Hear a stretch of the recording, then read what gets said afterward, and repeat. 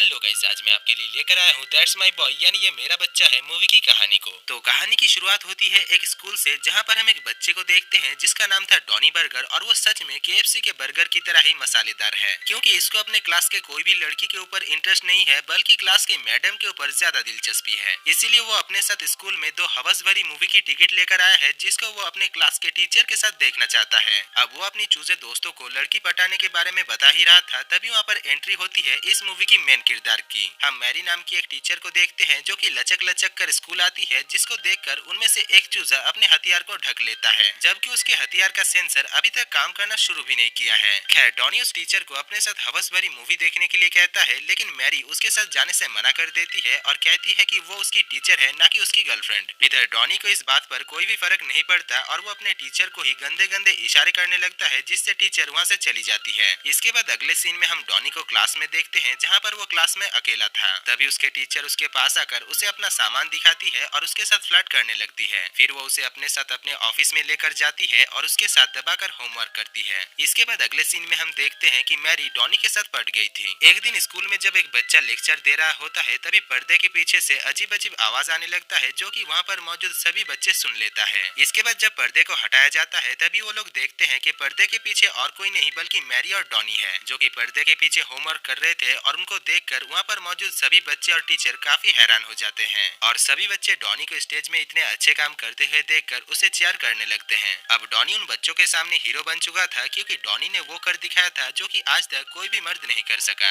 इसके बाद अगले सीन में हम देखते हैं कि डॉनी और मैरी को कोर्ट में ले जाया जाता है, जहाँ पर हमें पता चलता है कि मैरी प्रेग्नेंट हो चुकी है और ये बच्चा और किसी का नहीं बल्कि डॉनी का है। लेकिन क्योंकि डॉनी एक बच्चा है, इसीलिए डॉनी को तो कोई सजा नहीं सुनाया जाता, पर मैरी को 30 साल की सजा सुनाया जाता है। और ये भी कहा जाता है कि डॉनी की उम्र जब 20 साल का हो जाएगा, तभी वो अपने बच्चे की कस्टडी ले सकता है। अब डॉनी ने जो काम कर दिखाया था, इसके लिए उसे ऑस्कर दिया जाता है, और अब वो किसी सेलिब्रिटी से कम नहीं है। इसके बाद कहानी शिफ्ट होता है और हम डॉनी को देखते हैं, जो कि अभी काफी बड़ा हो चुका है और वो दारू के अलावा कुछ भी नहीं पीता, जिस वजह से उसका सारा पैसा खत्म हो चुका है। इसी बीच हमें पता चलता है कि डॉनी ने कई सालों से अपना इनकम टैक्स नहीं भरा है, जिस वजह से उसे अभी $45,000 पे करना है। लेकिन क्योंकि उसके पास अभी एक भी पैसा नहीं है, इसीलिए वो वहाँ पर गुस्सा करने लगता है। तभी टैक्स ऑफिसर उसे पैसे कमाने के लिए एक आइडिया देकर कहता है कि इस बार के मैराथन रेस में एक मोटा आदमी दौड़ने वाला है, जिसके ऊपर वो अगर पैसे लगाता है तो उसके जीतने के बाद उसे 100 गुना ज्यादा पैसा मिलेगा। जिसको सुनने के बाद डॉनी लालची होकर उसके ऊपर $20 लगा देता है। इसके बाद डॉनी और भी ज्यादा पैसे कमाने के लिए एक प्रोड्यूसर के पास जाता है, जिसके साथ वो पहले भी काम कर चुका है, लेकिन वो प्रोड्यूसर उसे काम देने से मना कर देता है। और वो कहता है कि पहले उसने इसलिए उसे काम पर रखा था क्योंकि वो पहले पॉपुलर था, लेकिन अब वो एक शराबी बन चुका है, इसीलिए वो उसे काम देने से मना कर देता है। तभी डॉनी कहता है कि वो कम पैसों में ही उसके लिए काम करने के लिए राजी है। जिसको सुनने के बाद वो प्रोड्यूसर कहता है कि वो अपने बेटे और अपनी वाइफ को अगर एक साथ कर पाया तो वो इस न्यूज को टीवी में लाइव टेलीकास्ट करेगा, और इसके लिए वो डॉनी को $5,000 पे करेगा। जिसको सुनने के बाद डॉनी राजी हो जाती है। इसके बाद डॉनी जब एक क्लब में बैठा हुआ था, तभी वो एक न्यूज में अपने बेटे के बारे में पढ़ता है, जिसमें उसका बेटा अपना नाम टॉड बर्गर से टॉड पिज्जा रख लिया है, और अभी वो काफी अमीर लड़का है। दरअसल वो अपने पेरेंट्स के साथ भी कोई भी रिश्ता रखना नहीं चाहता है, इसीलिए वो अकेला रहता है। और उसने ये भी लिखा है कि उसके माता पिता एक बम धमाके में मर चुके हैं। साथ ही साथ डॉनी को ये भी पता चलता है कि अगले ही हफ्ते उसके बेटे की जेमा नाम की एक लड़की के साथ शादी है, जो कि उसके बॉस के घर में ही होने वाला है। इसलिए डॉनी अपने सामान को पैक करके उसके घर चला जाता है, और वहाँ पर पहुंचकर वो कहता है कि वो टॉड का बचपन का दोस्त डॉनी बर्गर है। उधर टॉड जब उसे देखता है तो वो उसे पहचान लेता है कि वो उसके पिता है, लेकिन वो अपने दोस्तों के सामने उसे अपने दोस्त कहकर ही इंट्रोड्यूस करता है। थोड़ी देर बाद टॉड डॉनी को लेकर एक रूम में जाता है और उसे वहाँ से जाने के लिए कहता है, लेकिन डॉनी वहाँ से जाने से मना कर देता है, और वो कहती है कि जेल में उसकी मॉम काफी बीमार है, तो उसे उसकी मॉम के साथ मिलने के लिए जाना चाहिए। लेकिन टॉड जाने से मना कर देता है और कहता है कि वो अपने पेरेंट्स के साथ कोई भी रिश्ता रखना नहीं चाहता है। इसके बाद से हम देखते हैं कि डॉनी टॉड के साथ ही रहता है, और पार्टी में आए हुए लोगों के साथ उसकी काफी अच्छी दोस्ती भी हो जाती है, यहाँ तक कि वो सभी लोगों का चहेता भी बन चुका था। अब शादी के दिन फादर नकनली टॉड से उसके पेरेंट्स के बारे में पूछते हैं, जिसके जवाब में टॉड अपने पेरेंट्स के बारे में बहुत ही उल्टा सीधा गालियां बकने लगता है, जिस वजह से फादर नकनली टॉड के ऊपर गुस्सा होकर उसे मारने लगते हैं। दरअसल फादर नकनली पहले एक रेसलर रह चुके थे, लेकिन रेसलिंग में ही उसने एक प्लेयर को जान से मार दिया था, इसलिए उसे रेसलिंग से बाहर निकाल दिया था। इधर फादर टॉड को काफी बुरी तरीके से मारता है, और तभी टॉड के पिता यानी डॉनी फादर के सर पर एक बियर बोतल मारकर उसे बेहोश कर देता है। इसके बाद टॉड डॉनी और अपने दोस्तों को लेकर बैचलर पार्टी में चिल करने के लिए जाता है, जहाँ पर पहुंचकर डॉनी को अच्छा नहीं लगता, इसीलिए वो टॉड को लेकर अपने फेवरेट क्लब में जाता है, जहाँ पर वो दोनों काफी एंजॉय करते हैं। इसी दौरान उन दोनों के बीच रिलेशन भी ठीक होने लगता है और टॉड डॉनी को माफ कर देता है और अपने मॉम से भी मिलने जाने के लिए राजी हो जाता है। लेकिन डॉनी उसे जाने से मना करता है क्योंकि वो अगर अपनी मॉम से जेल में मिलने के लिए जाता है तो न्यूज रिपोर्टर वाले भी वहाँ पर पहुँच जाएंगे और टॉड को लगेगा कि डॉनी ने पैसों के लिए सब कुछ किया है, इसलिए डॉनी टॉड को अपने मॉम से मिलने से मना करता है। लेकिन टॉड डॉनी के बात को ज्यादा सीरियस में ना लेकर अगले ही दिन अपने मॉम से मिलने के लिए जाता है, जहाँ पर न्यूज रिपोर्टर भी पहुँच जाते हैं और उन दोनों को बात करते हुए लाइव टेलीकास्ट करने लगते हैं, जिस वजह से टॉड डॉनी के ऊपर नाराज होकर वहाँ से चला जाता है। दूसरी तरफ प्रोड्यूसर डॉनी को एक भी पैसा नहीं देता क्योंकि उन दोनों के बीच कोई भी एग्रीमेंट नहीं हुआ था।